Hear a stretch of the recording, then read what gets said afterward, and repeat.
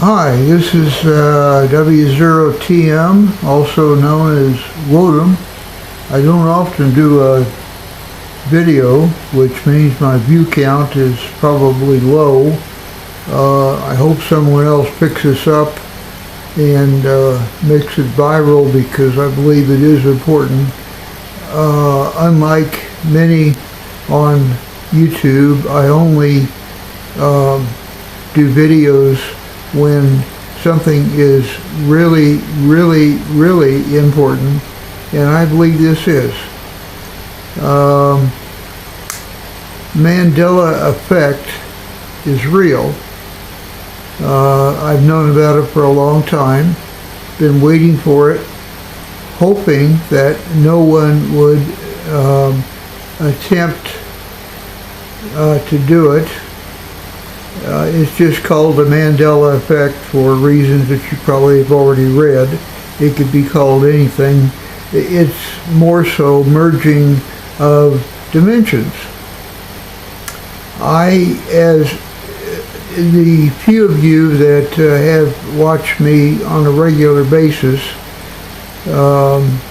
haven't broadcast for a long time, but write me and so forth, know that I am a devotee of Nikola Tesla and have been since the age of 14, when I was given a book on Nikola Tesla by my science teacher for, of all things, helping him get a ham radio license. Beam me up, Scotty. Won't get into all that, but I read that book and I was just fascinated. I was essentially an orphan. My mother was in and out of psychiatric facilities after the death of my father when I was age 10. I helped raise my brother and sister, and we managed to duck the child welfare people who thought there was no adult in the house and were trying to catch us to put us into adoption. And at my age, even at my young age, I was not going to let our family break up. I had an aunt that for various reasons could not adopt us, but was nice enough to appear at appropriate times to appear to be my mother, and tricked the welfare people. They couldn't do it today. There's too many records and, yada yada, so forth, but they did it then. I reached maturity. My sister and brother are both adults. Everybody's doing fine. They're still working. They have good job. Or my sister's working. My brother's retired. I'm retired. But we made it. Everything went fine. Life was okay. Anyway, I was fascinated by Tesla to the point that through a book lending program that was and still is, I think, in the Kansas City area, which is where I live, that you could check out a book from any library, like within 50 miles. At the time, everything Tesla had written, had done, so forth, had been put into print and was freely available. I checked out every single book and read them to the point where I had them memorized. I then did experiments, testing, trying out his methods, and I actually made some of them work. I came up with some free radio parts through a ham radio program that I won't get into that, but I was able to generate several million electrostatic volts, which means no amperage but high voltage, which is very much a key to much of what Tesla had. Tesla, in his work, to get down to it, said that there is more than the dimension we live in. There are multi-dimensions, and he went on, if you really read in depth, to describe some of those dimensions. And if you really went in depth, you could figure out how to view at least some of those dimensions. He, being braver than me, I think, figured out a way to actually visit, so he said, claim several of the dimensions, and in those said that there's at least 24 dimensions besides the 4 that we know, which is you have to include time to come up with 4 dimensions, but I consider time to be a dimension. Anyway, I simulated that. I was able to look into dimensions up to the 10th dimension. I've said this to friends several times who, of course, thought I was crazy. And I pretty much have kept things to myself, other than continuing to study many of Tesla's works. At the age of 16, and his anti-gravity theory, I managed to launch from outside a pair of pliers into the atmosphere, which by now is probably somewhere past the planet Pluto, back when Pluto was a planet. I could never get anti-gravity. I couldn't direct it. I could cause things to levitate, but they would go wild, they would jump, they would jitter, you know. What good is that? Well, I went on to work for the Atomic Energy Commission, who, in a sense, essentially drafted me because they learned through papers I wrote for school of some of the Tesla work that I did, anti-gravity, time, space, faster than the speed of light, you know, many things that Tesla did. And theories that he had some theories that he could never make possible, because when he died, when he was murdered, as far as I'm concerned, he was murdered in 1943, the technology that he needed was not invented yet. Well, by the time I got to it in the early 1960s, it had been invented. Things like diodes, transistors, other gadgets, technologies, inventions.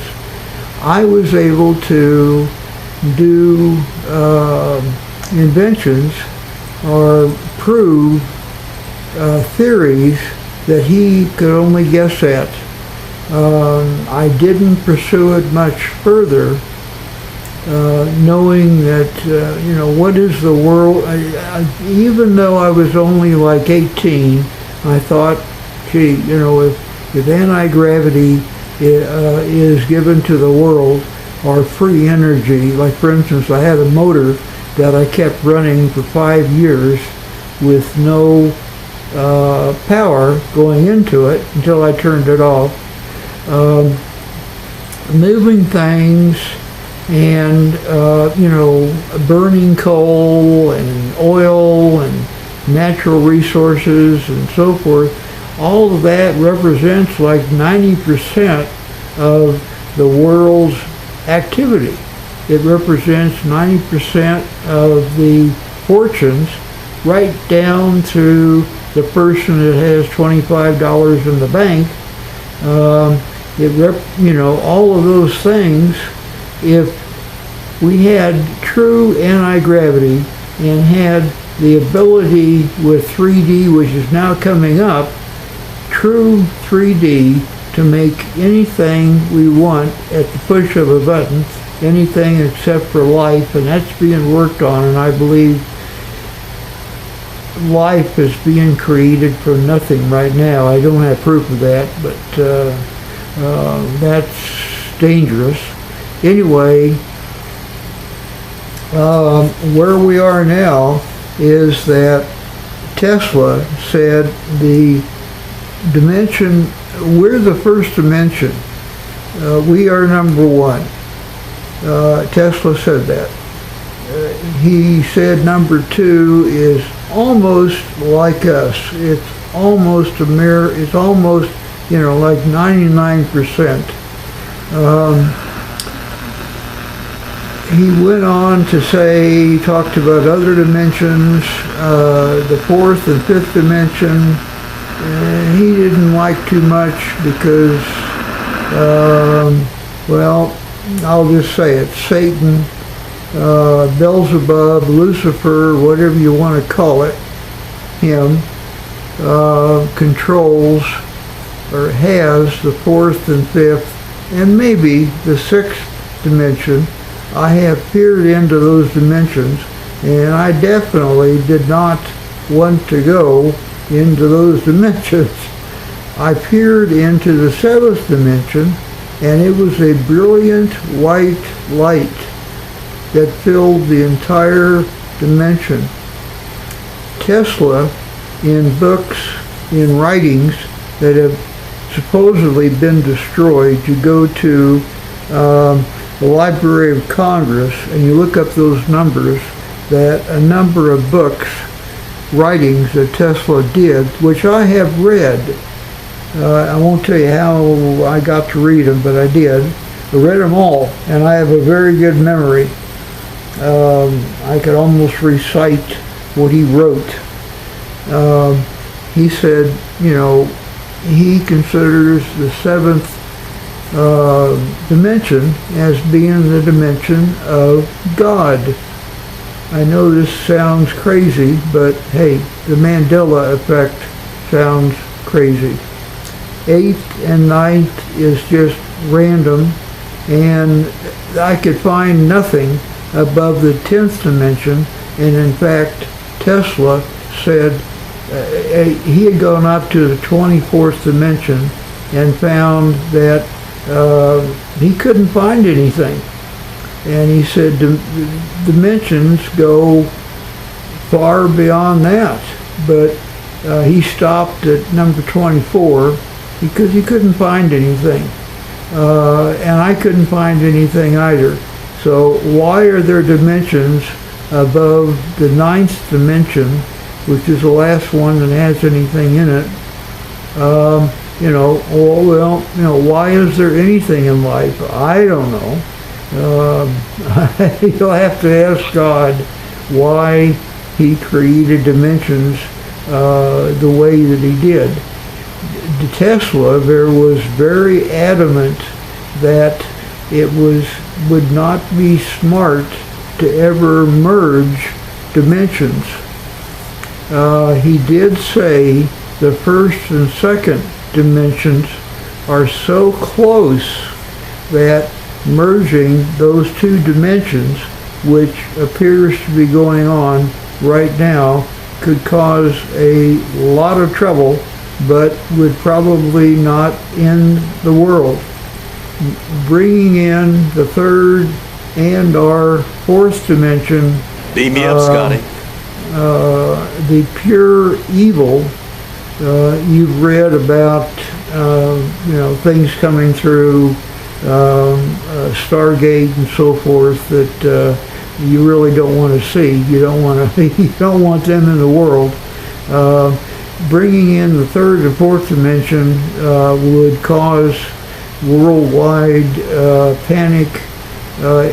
Probably would be the end of the world.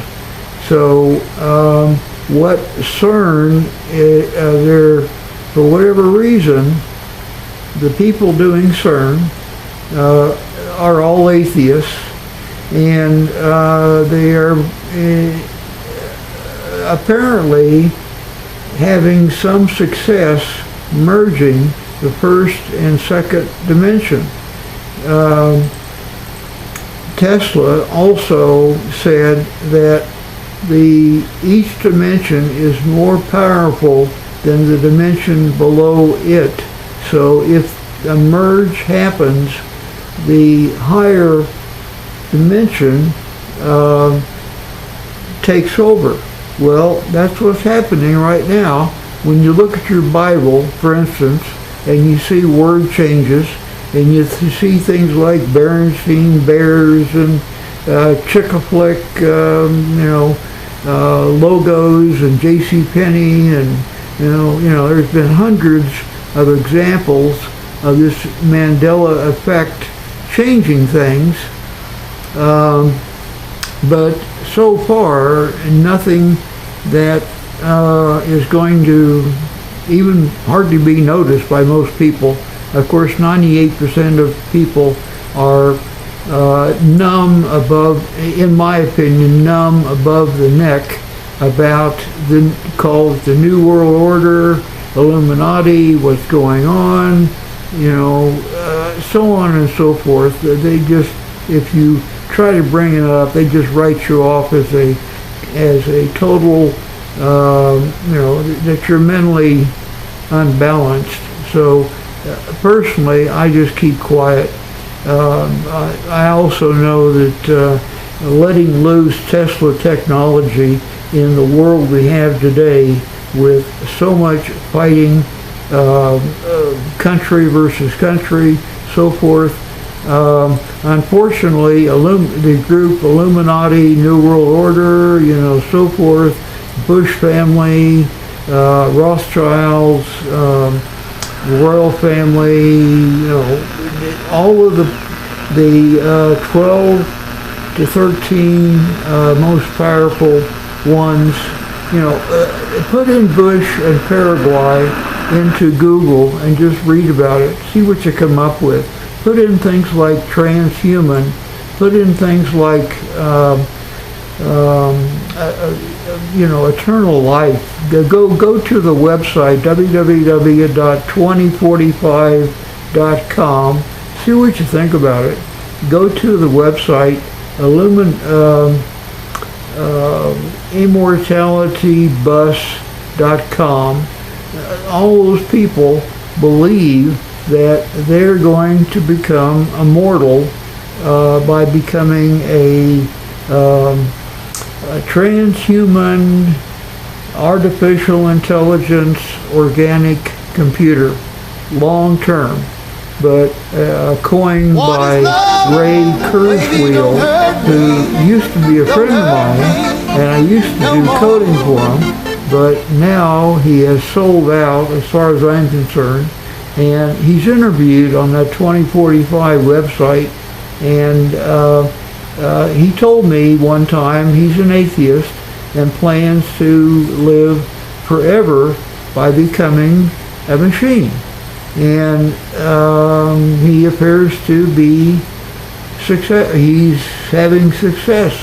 Whether or not he's my age, close to 70, so he's running out of time. Will he make it? I don't know. But immortality for like the Rothschilds and Rockefellers and so forth are already here by organ transplants. Rockefeller at age 97 is on his 9th heart transplant, which of course no hospital would do, but there are ways to get organs, unfortunately, from people that don't want to give them up. But there's many things happening in the world that really shouldn't be happening, but there they are. So anyway, the Mandela Effect is starting to happen. How far will it go? I don't know. They're on the second dimension. They're merging the second dimension into the first dimension, our dimension. The second dimension is very close to the first dimension, if they stop there, it may never even be noticed. People will look at the Bernstein Bears and labels on other cans and candy bars and so forth, and the object of trying to get people to stop believing the Bible, they might succeed at that. I don't know how far they're going to go. It just depends if they're going to stop here or go to the third dimension and open up the Stargate, which they have in Switzerland with CERN, and allow in some of the inhabitants of the third dimension, and that's not going to be good. Watch any science fiction movie with some really bad things happening, and call them monsters coming in, and Satan directing the whole thing almost like a play. That's going to happen, or could happen, if they decide to go to the third dimension. The people at CERN, in my opinion, are psychotic. They are atheists. You can be an atheist. I'm not, whatever. I'm Christian, but if somebody wants to be an atheist, that's okay. But they have to be an atheist to have the mindset to do what they're doing at CERN, merging the second dimension into the first, which is happening right now, and then thinking, I'm sure they are, about opening up the third dimension. If that happens, look out. I don't know if there will be any place to hide. Our preppers or anything else will do you any good. The people of the New World Order that are directing this thing and paying for it, they may think they can control it, but I don't think they can. Open up the third dimension, I'll just say it, all hell will break loose, and no one will be able to stop or control what happens. And if they go into the fourth and fifth dimension, you can just write this planet off, as far as I'm concerned, and which is Satan's goal, and to take the souls of the 7 billion inhabitants and believe that he has won over God, which has been the eternal struggle of good and evil, God versus Satan. But God is infinity, and Satan is infinity minus one, which has infuriated him time immemorial. I don't see that changing. I have faith in God. I believe that whatever happens, Satan will not, the fallen angel will not become the new God. The Antichrist will not become the new God, and evil will not reign over the universe. So that is what is happening with what's been called the Mandela Effect. So now you know, Tesla was right. Everything he said was correct. Much of it has been supposedly destroyed, but I know it, and you now know it.